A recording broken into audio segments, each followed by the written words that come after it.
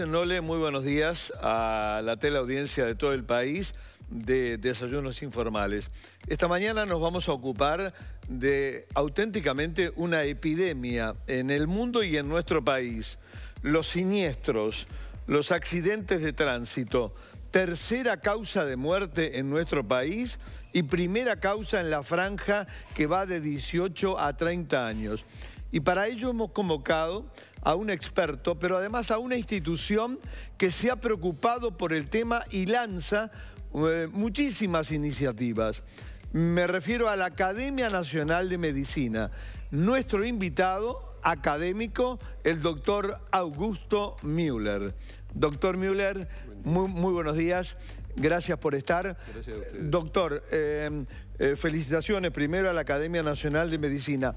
Pero de entrada, ¿es un grave problema de salud pública en el Uruguay este? Es un muy grave problema de salud, reflejado en la cifra de muertos que viene en ascenso en los últimos años donde se ha contabilizado, pero sobre todo en una cifra que pasa un poco desapercibida, que es la de los lesionados y la de los pacientes que tienen secuelas por sus lesiones, claro, que implican un costo social y económico muy importante para la sociedad. Sin duda.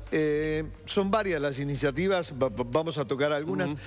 Una que me parece esencial, doctor, es crear un sistema de trauma, que el país no lo tiene. No hay una política de Estado en la materia, doctor Müller. Sí, exactamente. El país tiene una muy buena infraestructura asistencial, pero sí, dispersa y no conexa entre sí. Dispersa. Está dispersa, está concentrada en la capital, está concentrada en las capitales departamentales y además no está organizada de una manera que las distintas entidades puedan contribuir al mismo objetivo.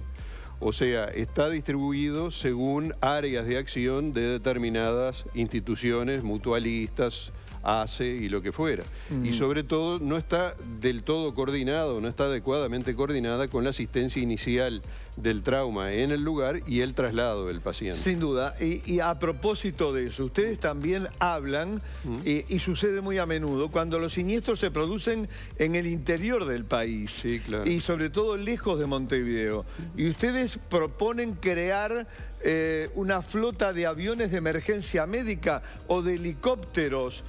Usted me decía recién antes de la entrevista, una iniciativa fantástica en Portugal. Sí, estas propuestas que surgen de un informe que hizo la Academia en realidad son fruto de una actividad, un coloquio que en el marco de Mayo Amarillo organizó la Academia. Exacto. Ahí tuvimos los aportes de muchas entidades, la Policía de Tránsito, Nacional de Tránsito, el Automóvil Club, etcétera. Y ellos hicieron muchos aportes. Sí. Además, uno trae iniciativas de lo que es cómo se organiza el trauma en el exterior. Claro. Portugal, por ejemplo, tiene en una dimensión relativamente corta 5 estaciones sucesivas de helicópteros y ellos activan los helicópteros cuando el siniestro ocurre a 50 o más kilómetros, lo cual es una distancia corta. Fantástico. Todo eso tiende a pensar en que los primeros 15 minutos y cuanto antes se llegue al siniestrado, mejores van a ser los resultados. Claro, eso tiene un costo significativo, importante. No hay ninguna duda.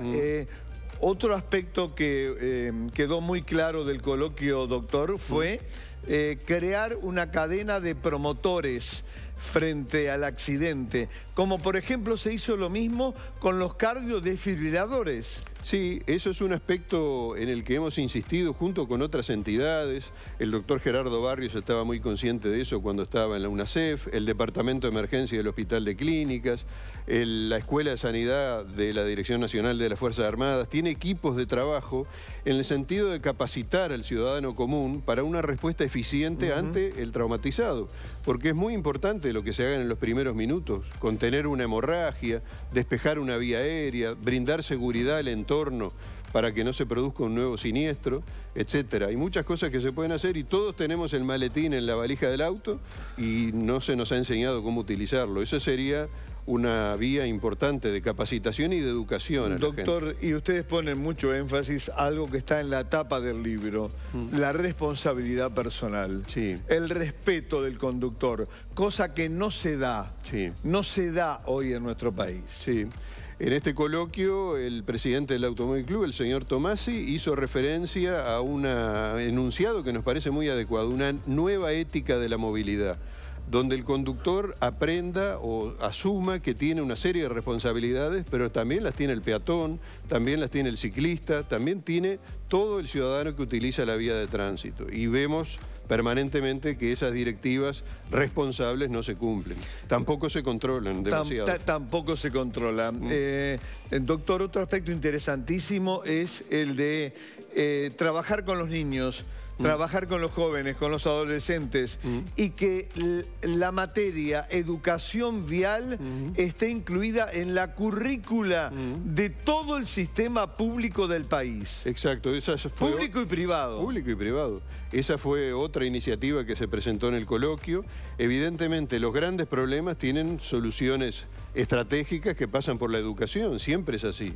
Ahora, cuanto antes empiece, mejor va a ser. Y cuanto antes empiece en cuanto a escalón etario, también. Ya los niños han demostrado ser eficaces en esto, ¿no? Sin duda. Y tiene además, doctor, un gran efecto multiplicador. Multiplicador en la familia, ni que hablar. No hay ninguna duda. Otra de las iniciativas bien interesante fue la de generar conducción acompañada a partir de los 17 años. ¿Cómo es esto? Sí, también proviene del Automóvil Club esta iniciativa. Sí. Ellos tienen mucha experiencia en capacitación a conductores y ellos hacen la propuesta de que cuando un adolescente está en miras de adquirir la libreta de conducir, vaya siendo capacitado previamente y que antes de darle un permiso total para la conducción se den permisos parciales, vigilados, controlados, hasta ver cuál es el resultado. Claro. Una cosa que también a nosotros como academia nos preocuparía es que, si bien se ha hablado de valorar a los ciudadanos mayores de 80 años, a ver qué condiciones tienen para conducir, también se podría hacer una evaluación del adolescente a ver cómo enfoca el problema de la circulación en la vía pública. Sin duda. Y en este bagaje de iniciativas, me pareció también muy interesante el de crear juzgados y fiscalías específicamente en materia de seguridad vial. Exactamente, esa propuesta vino de Policía de Tránsito, del comisario general Paulo Costa, y nos parece muy interesante porque es un aspecto a considerar que tiene que ver con el control, con la regulación y con la eventual punición, ¿no? Sí. Sin control y sin sanción de algún tipo, la normativa de tránsito tiende a no ser cumplida. Lo vemos todos los días. ¿Se manejó en el coloquio, doctor, aumentar las penas? No específicamente ese punto no se trató. Pero sí aumentar y hacer efectivo el control. Hacer efectivo el control. Hacer efectiva la fiscalización. La fiscalización del cumplimiento de la normativa. Usted citaba el ejemplo de Portugal, ¿no? ¿Verdad? Que me parece estupendo, ¿no? Una cadena de helicópteros a lo largo de todo el país. ¿Qué otros aspectos del exterior interesantes en bajar la siniestralidad se barajaron en el coloquio? Es fundamental dirigir la atención a la responsabilidad del ciudadano. De acuerdo. Si todo ciudadano hace lo que debe hacer, nadie se va a quejar de los efectos deleterios de una conducta inadecuada. Todos tendríamos que tener una conducta adecuada. En Europa, si usted baja el cordón de la vereda antes de que cambie la luz, frenan todos los autos a ver qué va a hacer esa persona, si se va a suicidar o qué. Y acá vivimos permanentemente transgrediendo los semáforos, como peatones, como ciclistas, etc. Lo cual también constituye un currículum oculto, una forma solapada de mal enseñar al niño, ¿no? Que ve eso y adquiere esa conducta, ¿no? Doctor, ¿cuál de todas estas propuestas interesantísimas, de enorme importancia, le parece más difícil de implementar en nuestro país?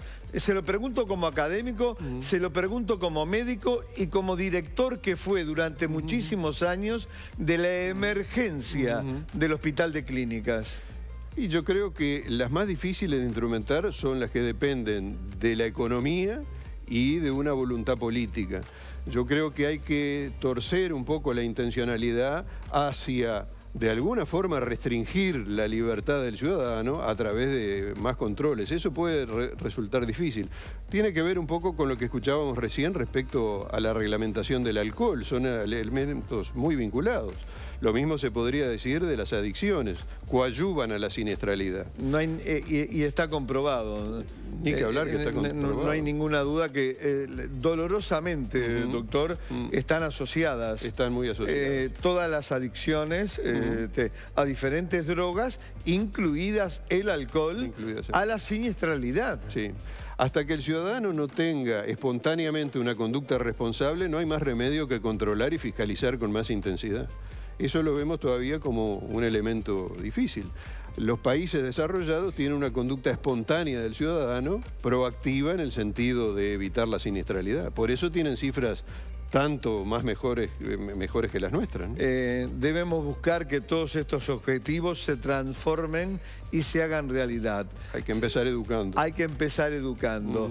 Doctor Augusto Müller, 1.000.000 de gracias. No, gracias a usted. Por su presencia, y aprovecho para transmitirle en usted a toda la Academia Nacional de Medicina las felicitaciones por esta inquietud de un tema, como usted lo señaló al principio, de la más alta importancia de la salud pública en nuestro país. Muchas gracias. Gracias, doctor. Gracias. Nosotros nos vamos a la pausa, pero antes al compacto de